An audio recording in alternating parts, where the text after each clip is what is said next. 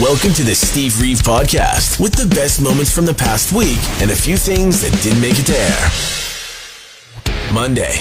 Heard about the orcas. The orcas that are causing some mischief, some trouble. I was reading about this over the weekend. Orcas, killer whales, who have started ramming small boats and busting them up in a pocket of shoreline and ocean meeting. Yeah, this has become a bit of a thing. And the theory is that one individual might have had a bad encounter with a small boat, maybe like a fishing boat, and has since taught others in the social group to smack first and eek their questions later. You know what I mean? Maybe that's dolphins. I don't know. Maybe that was really insensitive of me. But at the same time that we're hearing about these fishing boats, these small craft getting smacked up, like actually busted up by the whales, Jeff Bezos' super yacht is apparently now ready to set sail. So let's just let the chips fall where they may. Any good garage sales over the weekend around town? I mean, I didn't see any, didn't spot any, but maybe I was just in the wrong places, right? I mean, it's a neighborhood kind of thing. I was looking for the signs and everything. Not that we have any room for stuff anyways. In fact, we've been purging, tossing, donating. It's been a nice, spring cleaning session over the last couple weeks here and there. But in fact, as much as there could be treasure up for grabs at any garage sale, I just want to come to your garage sale to smuggle in my stuff is what I'm getting at. Just to leave some things amongst other people's garage sale items, and then if you sell it, you're welcome. Buy yourself a treat. If you don't sell it, then I don't know what you're talking about, right? You've always had a chipped beer stein filled with assorted thumbtacks and a Darth Vader coin bank that makes the loudest sound you've ever heard. You just didn't sell them today. Don't worry. Try again next time.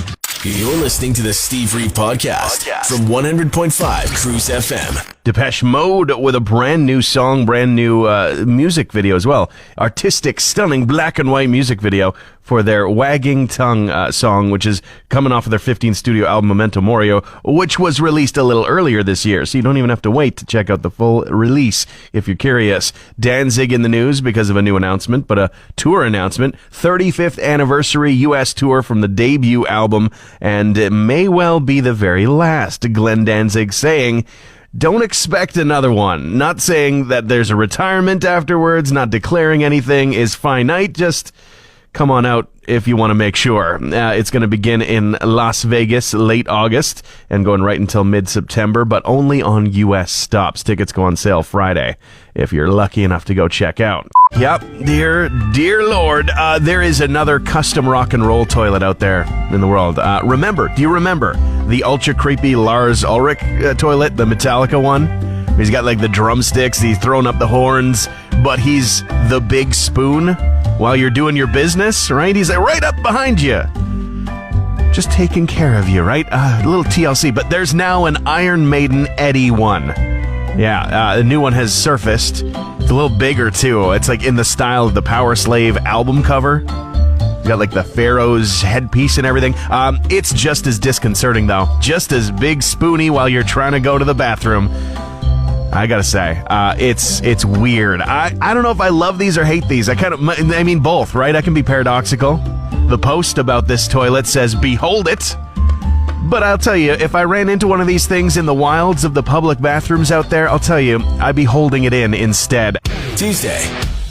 In world news that has a connection right here to at home, a Canadian woman wins the UK cheese rolling race after getting knocked out, by the way. Yeah, she was from Vancouver Island. Her name is Delaney Irving, and I guess she's not going to remember much of the accomplishment. Yeah, this was at the infamous Cooper's Hill annual bone-rattling race event, where they literally roll a wheel of cheese, or several, down a near vertical hill, and people throw themselves down it. There's often injuries. People love it, though. It's a lot of fun. It was kind of on break for a couple of those COVID years, and then now it's come back. A Canadian has left her mark. And more accurately, it's left its mark on a Canadian. Here's a clip of the crowd reacting to her run. You can feel the moment.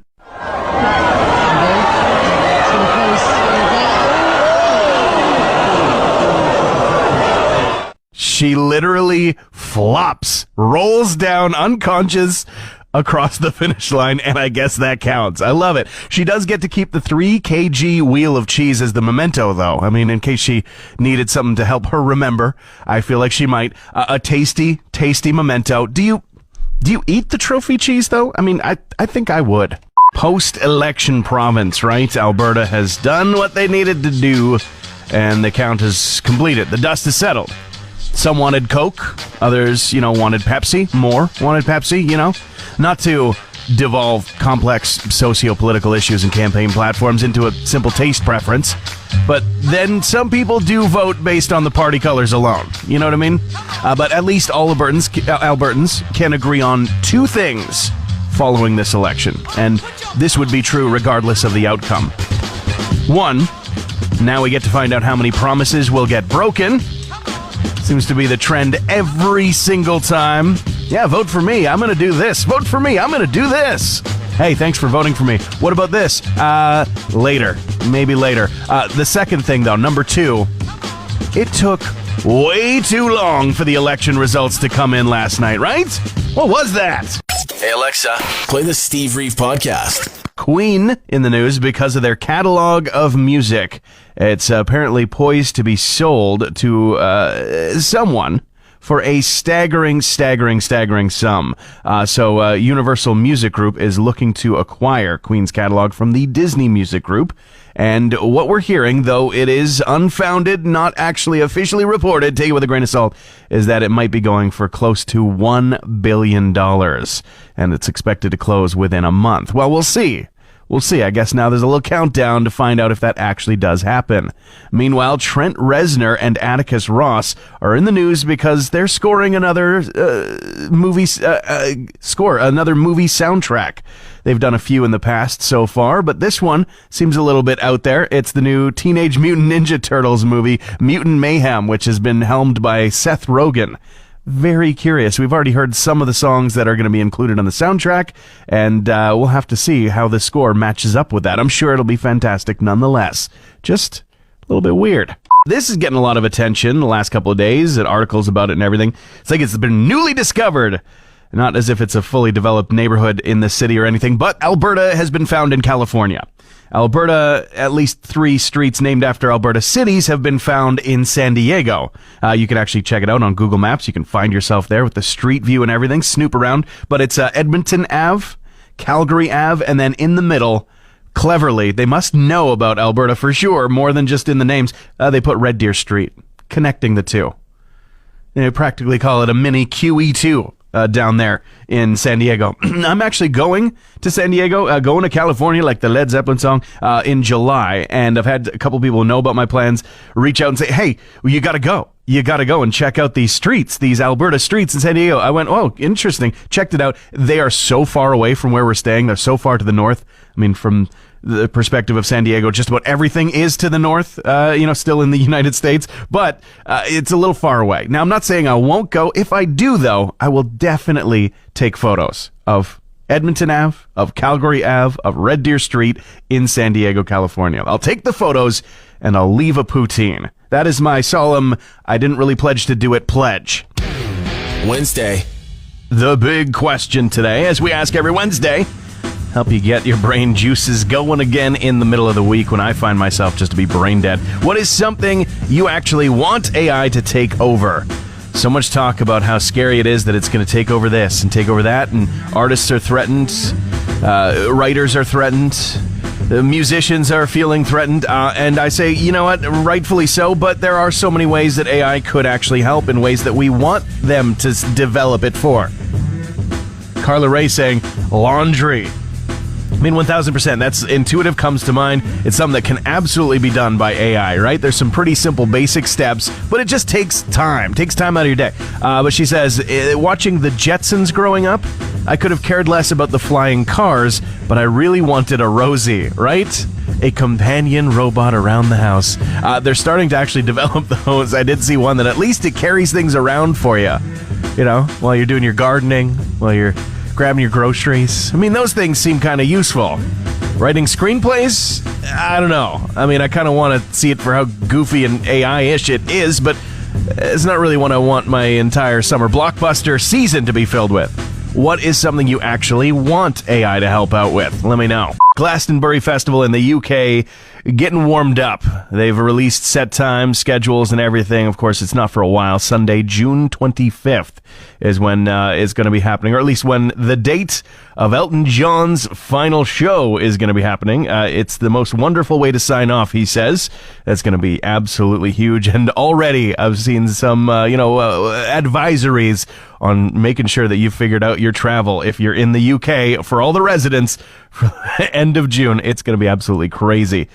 You've got a super fan of Guns N' Roses joining the band on stage once again, the country star Carrie Underwood at Stagecoach 2022. Axl Rose actually joining on her stage, then in LA at a headlining concert earlier this year. Now switching favors, right? Now she's going to be joining them for another showcase that's coming up this summer in music festival season. Thursday.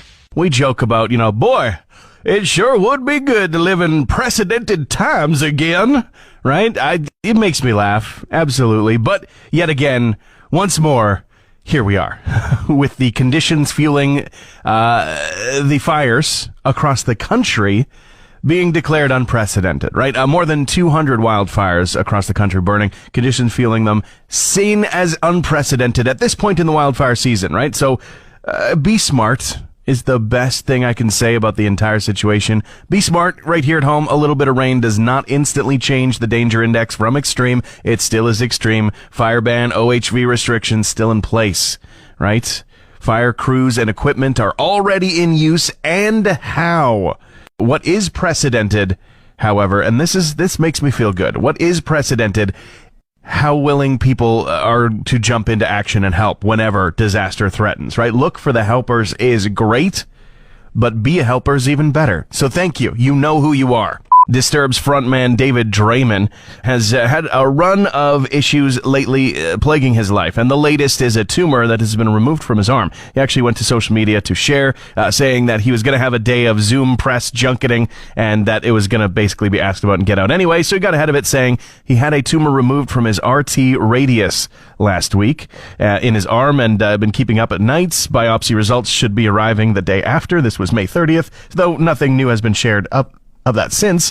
This is coming just after he, during a concert, took a moment to express that he is missing several people from his life, and that people are very much touched by the work of who lost their lives to depression and addiction and suicide. Chester Bennington, Scott Wayland, Chris Cornell. He added that if he can be completely honest with the audience, a couple of months ago, he almost joined them. Prognosis looks better now, but as for the tumor, the word remains to be seen, hoping that Draymond is feeling better in all sorts of ways in the near future. And Madonna is going to be joining for a brand new song released by a very hot new artist. Of course, Sam Smith is putting out a song called Vulgar with Madonna. They just teased a little bit of it, and they say it's going to be coming out June 9th, if you're curious. It's going to be soon. Thanks for listening to the Steve Reeve Podcast from 100.5 Cruise FM. What a treat joining me after high flying out there in the world and enjoying a little vacation. You're now back to get hard at work. Mike Jones here to talk about Rock the Rails, Fort McMurray coming back again. How you doing, man? I'm a little rough. We just had 5 days in Vegas. Right. Bowling, so the voice is gone. A little bit of screaming at the concerts. But I wanted to give you the setup so you could be like, this is why my voice is like this. yeah. Just, getting ready for an event this weekend. So Rock the Rails is already here, man. This Friday, this Saturday. It's all taking place at the Timberley Skate Park. Free, all ages situation going on. Plus, it's licensed if you want to get into it a little bit. Absolutely. Tell us more about Rock the Rails. So Rock the Rails, it's our 5th year now. Started off with the skate park BMX scooter contest. We've always had Hazel Eyewear coming back. I think it was year 3. We added in the beer gardens. We had live music from the beginning, but that's only grown and grown and grown. And now this year we've decided to not only add in beer gardens, but have craft beer tasting with, or craft beverage tasting with Sea Change Brewing, as well as Shitty's Distillery, Shitty's. With a D. With a D, exactly, just in case. And they're both based out of Edmonton. And then, the other thing, we're like, hey, one day is not enough. So we're now doing it as a 2-day festival. It. Yeah, it's been really cool to see this expand over the years. I mean, clearly it's something that the community really loves to get out and enjoy and really take advantage of the nice summer weather and everything. How do people get involved? I mean, do people just rock up and show up and enjoy? Just rock up and show up. If you follow our social medias, Rock the Rails YMM, we actually are going to have a shuttle this year coming from the banquet. They're going to be hosting our official rooftop after party. Nice. On Saturday night. They're running our beer gardens this year, which is awesome. Come down if you're in the area. You can walk, or if not, there is plenty of parking at Syncrude Athletic Park. Yeah. It'll be a slightly different setup this year, though. We still have the parking lot blocked off. We'll have lots of vendors and food trucks in there in that area, but we've got our beer gardens and our stage moved back a little bit, trying to be better neighbors, and we're going to have tons of bands playing there, including Saturday night. The awesome Teenage Bottle Rocket is going to be in town. Yeah, I was going to ask you, they're joining in town, plus a lot of local talent is going to be on display as well. What are some of the other band names, if you want to just throw some out? Well, you may remember the Sentimental Gentlemen. Absolutely. It's been I think 7 years. I think they said it was way before. It was like just after The Fire was probably their last full band show. So wow. They are super excited to be back at it. It's a reunion. Some new music, exactly. We've got Rest Easy coming out of Vancouver. Their drummer, actually, Jimmy, lives here in Fort McMurray. But the rest of the band is making the trip up here, as well as the High Sides from Vancouver, Trashed Ambulance from Red Deer, and Garrett Dale from Red City Radio coming out from Oregon. So we're kind of going international here. No kidding. Year, yeah, bigger and better than ever before. We'll say follow up with Rock the Rails all over social media if you really want the nitty gritty, and then just show up. It's just that simple. You don't need to get tickets. You just need to make the time and enjoy yourself while you're there. Extreme sports, music, craft, beverages, and more. Just come early. I mean, this Friday we kick things off at 5 o'clock. It's an evening event on Friday. Saturday, it's an all-day event, noon to 10. Make sure you show up nice and early, and then hopefully we'll see you at the banquet afterwards. That's 18 plus, though. Yeah, that one is for sure. There's so much going on. So, I mean, come for a little, come for a lot, whatever works for your schedule and what you're able to do this weekend, this Friday and Saturday. It's Rock the Rails Year 5. Thanks, Mike. Thank you. Friday. Investors of Fort McMurray, hear me now. Krispy Kreme is expanding into Alberta. Yes, there was a big notice came out yesterday about how they are opening up a flagship location in Edmonton, in Capital City, with plans to open even more. They're going to have the visible conveyor system and everything in Edmonton, but then further locations throughout the province. They say they have plans. Alberta expansion is in the plans. Let me tell you a little story about trying to find Krispy Kreme donuts during my first ever trip to the U.S. So really quick, we were just in San Francisco visiting my uncle, and I was a little bit younger, and it was a time pre-internet everywhere. Sure, cell phones were around, but you couldn't just jump on to any kind of online service platform, whatever, with your cell phone. So finding a Krispy Kreme location was a bit limited. I was basically just on foot with a printed out map that had some locations, I think from Google Maps or something like that, MapQuest. But anyway, searching high and low, couldn't find anything. Finally, I found a thing that said definitely there was Krispy Kreme donuts available in the lobby of this certain hotel. Finally found my way there, and no, it wasn't the factory manufacturing experience that I was hoping for. It was just a display case, glass display case with Krispy Kreme donuts. I guess it gets loaded up once a day, and then that's that. We're lucky enough to get a dozen out of there, and they were the best donuts ever. Even not being super fresh, they were incredible. So I'm telling you, invest now. Investors of Fort McMurray, find a way to bring Krispy Kreme up here to the north, and we will all rejoice. By the way, it's National Donut Day today, so enjoy. Just a couple of stories to tell you about. The Guns N' Roses are back on stage. First show of their 2023 World Tour in Abu Dhabi saw them playing some of the absolute classics, some of the hits, and some of the rarities, actually. Anything Goes, Pretty Tied Up, Bad Obsession.